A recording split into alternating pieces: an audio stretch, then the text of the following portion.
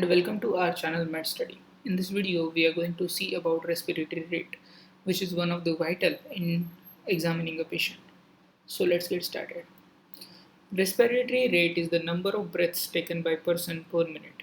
While measuring it, respiratory rate should be measured when the person is at rest. Make sure that the person is not aware that you are monitoring his or her respiration. One respiration consists of one complete fall and rise of chest. Now coming to parameters to be assessed. Following parameters must be assessed while taking respiratory rate, including rate, rhythm, type, and use of accessory muscles of respiration. Now coming to rate. Normal respiratory rate in an adult is 12 to 18 per minute. In a neonate is 40 to 45 per minute. In infant it is 30 to 40 per minute. And in children more than 12 years it is 16 to 20 per minute. Now coming to tachypnea. Tachypnea is when the rate is more than 24 per minute.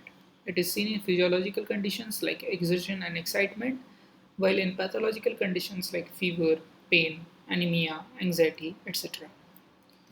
Now coming to bradypnea. It is when the rate of respiration is less than 12 per minute. Causes are narcotic poisoning, diabetic coma, brain tumor, hypometabolic states, etc. Now coming to rhythm. There is the regular rhythm and irregular rhythm. Irregular rhythm can be further classified as biot or chaotic or ataxic respiration or breathing, Kussmaul's breathing, chain strokes breathing, apneustic breathing, and spurious breathing. Now talking in detail about the breathing patterns. First is eupnea, where there is normal breathing rate and pattern. Then comes tachypnea, where there is increased respiratory rate as seen in fever, anxiety, exercise, and shock. Then comes bradypnea. It is decreased respiratory rate as seen in sleep, drugs, metabolic disorders, head injury, and stroke. Then comes apnea, where there is absence of breathing. It is seen in deceased patients, head injury, and stroke. Then comes hyperapnea, where there is normal rate but deep respirations. It is seen in emotional state, diabetic ketoacidosis, etc. Then comes chain-Stokes breathing. Here, gradual increase and decrease in respiration with period of apnea are seen. It is seen in increasing intracranial pressure, brainstem injury, etc. Biot's breathing.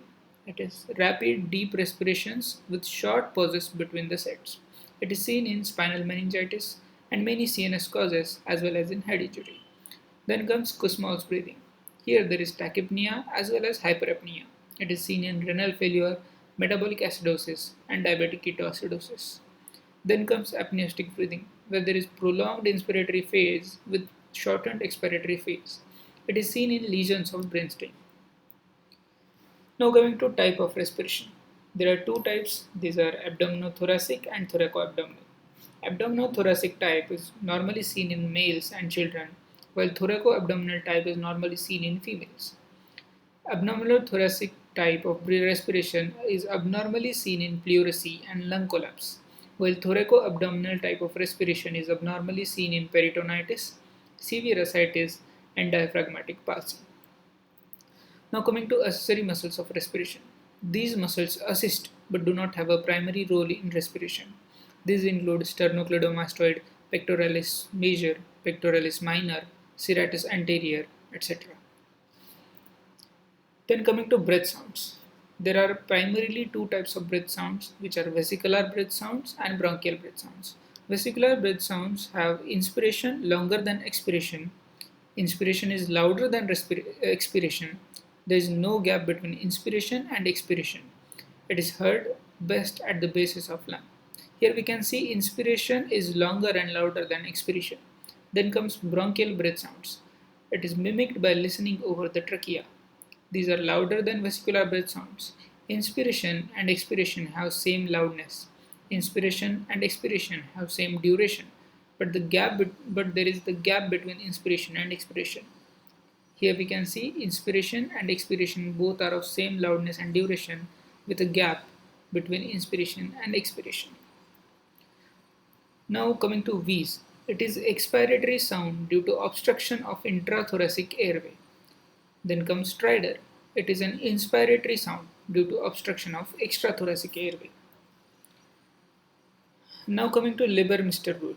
It is ratio of rise in temperature as to pulse as to respiratory rate, which is 1 as to 10 as to 4.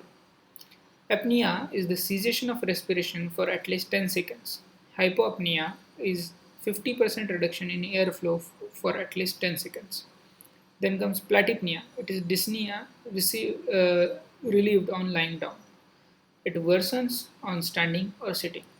Trypopnea is dyspnea on lying down on one side, that is lateral decubitus. So that was all about respiratory rate. Thank you. I hope you liked the video. Please do like, share and subscribe to our channel. And you can reach out to me through comments as well as the given email ID. I'll try to respond to you as soon as possible. Thank you. Happy studying.